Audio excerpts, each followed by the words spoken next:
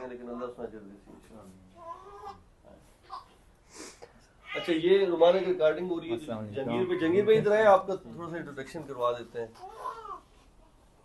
और ये अच्छा, ये जंगीर अब्बासी साहब हैं, हमारे पाकिस्तान तहरीक अब्बासिया के ग्रुप में भी हैं और हमारे साथ एक्टिव दोस्तों में से हैं।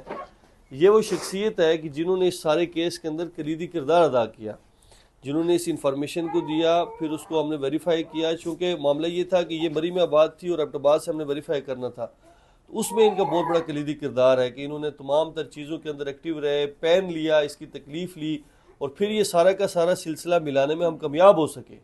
तो आप लोग जब कोई इस तरह का वाक़या उसमें अगर अपने आप को पेश करेंगे या फिर कोशिश करेंगे तो अल्लाह रब्बुल इज़्ज़त रास्ते बनाएगा। अच्छा, हम यहाँ पे मैं चाहूँगा कि सारे दोस्त मौजूद हैं और हमें चूँकि बहुत सारी कॉल्स और मैसेज आ रहे हैं कि ये वाक़या हुआ कैसे है, तो उसकी चूँकि खुद हकीकी भाई जो है ना फैज़ान भाई यहाँ मौजूद हैं, तो मैं चाहूँगा कि वो थोड़ा सा तफसील आपको बताएं। फैज़ान भाई, आप काइंडली ज़रा तुझे अपनी ज़बानी दसो उर्दू जिस तरह से आसानी है कि ये सारा मामला किस तरह होया है और के मामला, तो इनसे पूरी गल करो ज़रा सबसे। अस्सलाम वालेकुम जी, मैं फैज़ान अब्बासी हाँ, मेरा ताल्लुक एबटाबाद नाल है सर। असी मनसेरे रिहाश वजीरा से 2006 विच अबू मेरे उत्थे मजदूरी करते आसे, फिर इन्होंने मदरसे में दाखिल किया। उस दौरान झटके उसते खौफो हरास विच मदरसे तो बाहर गई है। अगे फिर गलत लोगों के मतलब पाकिस्तान के कोई पठाने बकोल इसते कि वो इसा घिन गए अपने इलाके में। तकरीबन 10 साल उन्हें जुल्म सताम कैद में रखी रही है कि आना नहीं दिता, किसी नाल गल नहीं करने दी, घरों बाहर नहीं जुलने दी। फिर 10 साल बाद उन्हें घरों बाहर कढ़ी है तो इसते खामन दे मतलब उसते आखने के मुताबिक फिर इन्हों के हथ आई है। तो 2006 तो बाद असा कल 23 तरीक 2025 को इसका मतलब मुँह देखना नसीब होया है। अस ये समझते रहे हैं कि फौत हो गई है। इस दौरान असा दे अबू फौत होए, बड़े भाई फौत होए और रिश्तेदार अजीज कारो फौत होए, इसका कोई पता नहीं चले। असा काफ़ी कोशिश की है, पुलिस भी असा नाल ताउन किया, तलाश करते रहे, नहीं पता चले, इसका कोई पता नहीं चले। तो पाकिस्तान तरीके अब्बासिया माशाअल्लाह जनाब हकीम साहब नहीं, मोहसन साहब, असा दे अफाक साहब सर, तो सारिया की मदद नाल असा काफ़ी दिनों तो ये प्रोसेस चल रहा सा। खसूसी जंगीर साहब नाल राबते में आसे, इन्हें फिर ग्रुपा में मैं ऐड किया पाकिस्तान तरीके अब्बासिया के ग्रुप में मैं ऐड किया। मैं इन्हें रिक्वेस्ट की है जी इस तरह असा दे मामलात इनते इन्हें बड़ी मुश्किल नाल काफ़ी लंबे प्रोसेस तो बाद मेरे घर तक पहुँचे जी।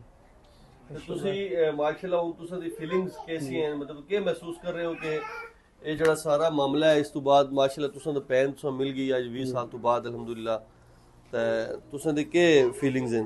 बस अल्हम्दुलिल्लाह जी असी बहुत इंतहाई खुश हाँ, असां दी वालदा खुश हैं अल्हम्दुलिल्लाह जिंदे, बाकी फैमिली सारी खुश है।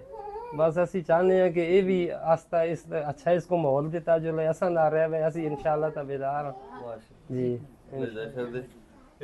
जंगीर भाई, आप चूंकि इस सारे कज़िये में आपकी बहुत एफर्ट कोशिश मामलात हैं, तो मैं चाहूँगा कि आप ज़रा अपनी ज़बानी, चूँकि ये बहुत बड़ा किरदार है आपका, आपने इस पे पेन लिया, आपने इस पे एक्टिव हुए, आपने तहरीक को भी एक्टिव किया, इनके हवाले से भी एक्टिव हुए, तो आप काइंडली ज़रा बात कीजिएगा इस पर।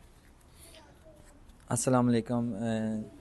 मैं घर पे था तो मुझे एक कॉल आई है, मेरे सिस्टर हैं, उन्होंने कि इधर हमारे पास एक लड़की रह रही है, तो वो नौरीन अपना नाम बता रही है और शिमला पहाड़ी जो है एबटाबाद के करीब सरगाल गांव है, वो उधर से अगवा हुई थी ज़लज़ला के दौरान। तो उसका कोई हमें वारस नहीं मिल रहा है। मैंने उनसे पूछा कि उनका कोई भाई है, बहन है, किसी का नाम अगर मुझे बता दें तो मैं पहुंच सकता हूं।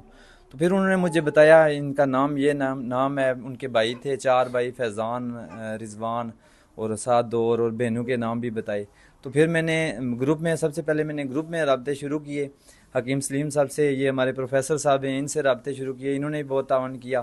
फिर मेरे कारी साहब दोस्त हैं यकीम भी गड़ागा के, वो एबटाबाद मनसेरा में पढ़ाते रहे, उनसे मेरा रब्ता हुआ है। मैंने मुख्तलिफ तकरीबन 1000 कॉल तो लोगों को किए इस सिलसिले में।